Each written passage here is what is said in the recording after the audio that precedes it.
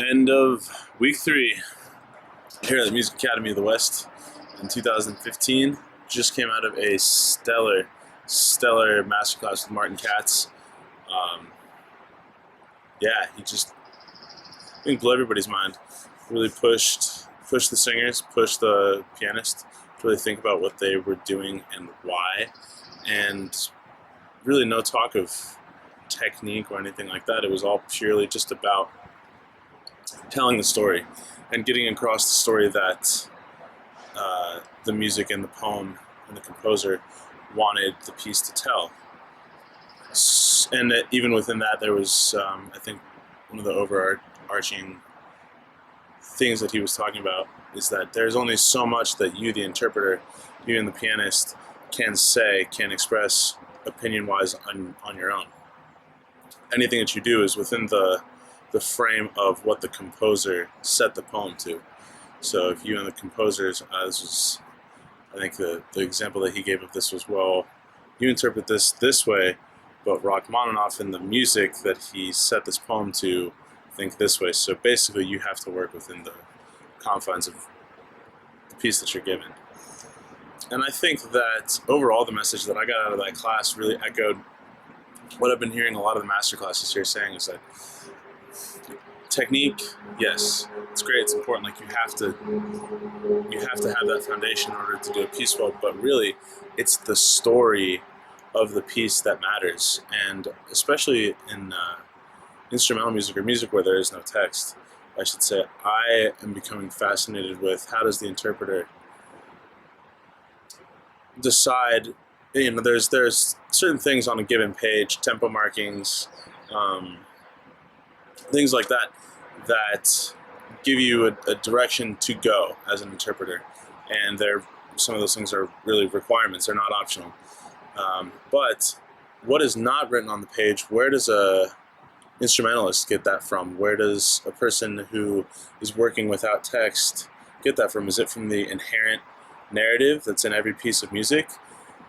By that I mean, I hear this piece and it evokes images of this in my mind. If I was to score a silent film to this based on this music, what would it be? Is that where you get the story from? That's the only thing that I can think of for something like that.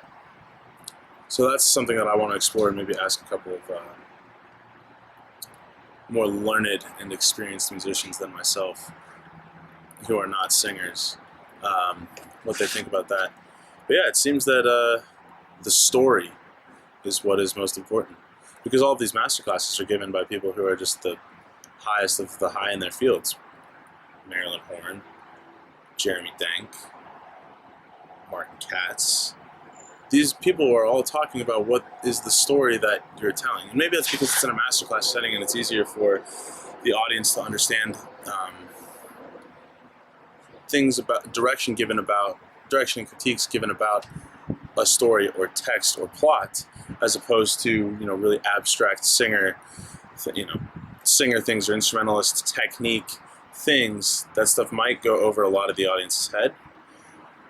But I don't think that in this case that is the primary reason for these kind of critiques. I think that is because to get to the next level, to get to the level that those three people are at, I have to start saying something as my own, saying something as an artist, really having my own voice and really taking a stance, again, within the framework set forth by the composer and the poet, etc., of what this music means to me, what the story means to me, and then communicate it. And then it's not enough just for me to know it. You have to know it. And I think that's becoming what it's about.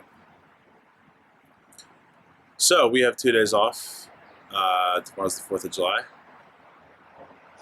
God bless America.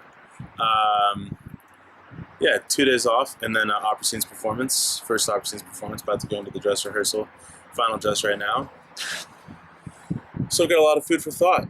I've got some really, really cool music coming up that tell great stories, that the music tells great stories, but I think that I can really make an impact on my audience with this text, because doing it just for singing those words and being part of that music just for myself has a huge impact on me.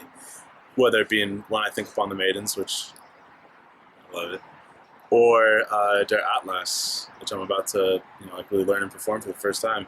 I've felt both of those ways. Chanson épique felt that way too. Everybody's felt that way. That's the whole point. Somebody was feeling so strongly about it, they had to express it. So I think Music Academy is probably the coolest place on the planet. Yeah. Really, their goal here is just to make sure that we, the fellows, have no stress except for getting better and leveling up as musicians, artists, people. Yeah, it's really amazing. The weather's not bad either.